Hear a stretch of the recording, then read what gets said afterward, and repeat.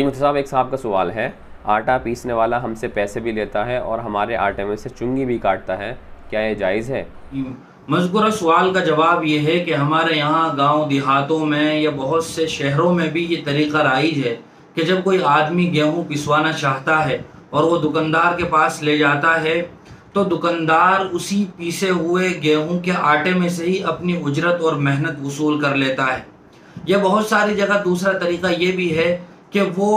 پیسے ہوئے آٹے میں سے ہی چنگی کے نام سے کچھ آٹا رکھ لیتا ہے اور کچھ پیسے بھی وصول کر لیتا ہے۔ یاد رکھنا چاہیے کہ یہ دونوں طریقے ہی جائز نہیں ہیں۔ جائز طریقہ یہ ہے کہ آدمی پہلے سے ہی یہ طے کر لے کہ میں 20 کلو گیہوں پیسنے پر یا 10 کلو گیہوں پیسنے پر جتنے بھی آدمی پسوا رہا ہے اتنے پر اتنے پیسے وصول کروں گا، پہلے ہی یہ طے کر لینا جائز ہے۔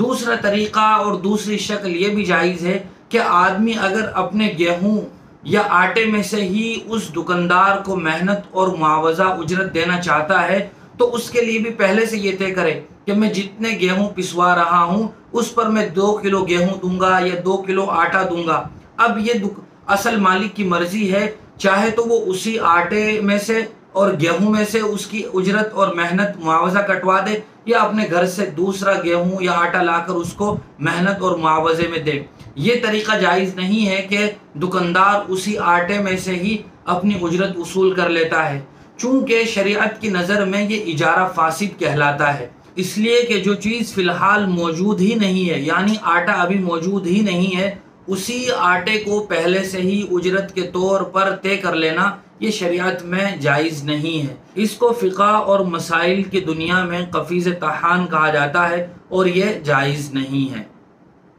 بہت بہت شکریہ مفتی صاحب آپ کا۔ اسی طرح کی شرعی مسائل کی جانکاری کے لیے ہمارے دار ارقم یوٹیوب چینل کو سبسکرائب کریں، لائک کریں اور صدقہ جاریہ کی نیت سے اس کو شیئر بھی کریں۔ جزاک اللہ۔